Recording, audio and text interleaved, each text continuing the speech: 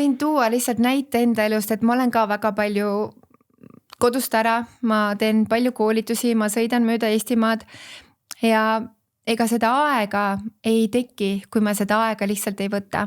Ja meie siis leppisime kokku, et me võtame tõesti sellise 1 päeva nädalast, kui me lähemegi lihtsalt date'ile.